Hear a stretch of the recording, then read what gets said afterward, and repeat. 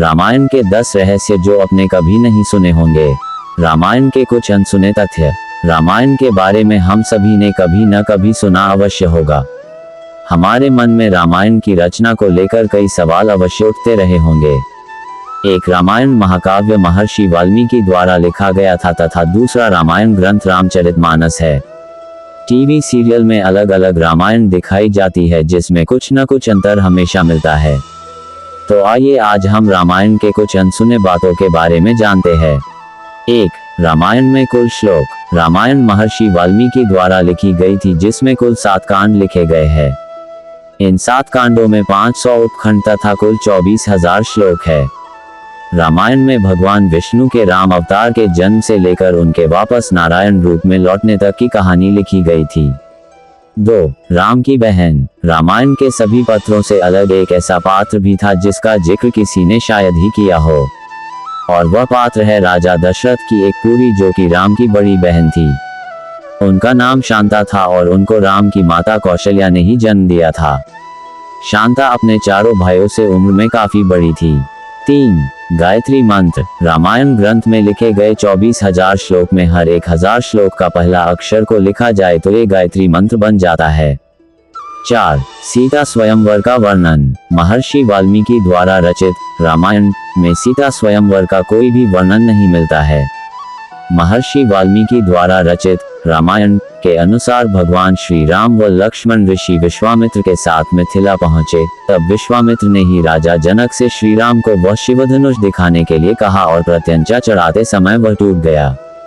इससे प्रभावित होकर जनक ने देवी सीता का विवाह श्री राम से करने का विचार किया। 5. पिनाक धनुष। रामायण में सीता स्वयंवर में जिस धनुष को उठाने की शर्त रखी गई थी वह महादेव द्वारा निर्मित पिनाक धनुष था। पिनाक धनुष का निर्माण भगवान शिव ने स्वयं किया था। भगवान शिव ने इसी पिनाक धनुष से तारकासुर नामक असुर के 3 पुत्रों को उनके पुरों सहित एक ही बाण से नष्ट कर दिया था। भगवान शिव ने इस धनुष को देवताओं का काल समाप्त होने पर देवरात को सौंप दिया था। देवराज राजा जनक के पूर्वज थे। 6. हनुमान जी के गुरु। यह माना जाता है कि शबरी जिसने श्री राम को अपने झूठे बेर खिलाए थे उनके गुरु मतंग मुनि जी हनुमान जी के भी गुरु थे।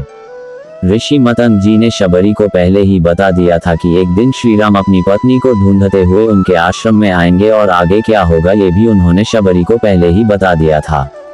7. रामायण में सभी अवतार। रामायण में विष्णु श्री राम का अवतार लेकर आए थे तथा देवी लक्ष्मी सीता बनकर आई थी। वहीं उनके इस अवतार का साथ देने के लिए शेषनाग लक्ष्मण जी का अवतार लेकर आए थे। भगवान विष्णु का सुदर्शन चक्र भरत का अवतार लेकर आया था तथा शंखशैल शत्रुघ्न अवतार थे। 8. दंडकारण्य वन। श्री राम लक्ष्मण और माता सीता ने 14 वर्ष का वनवास का अधिकतर समय जिस स्थान पर बिताया था वह वन दंडकारण्य नाम से जाना जाता है। ये वन बहुत बड़ा है जो कि 35,600 वर्ग मील में फैला हुआ है।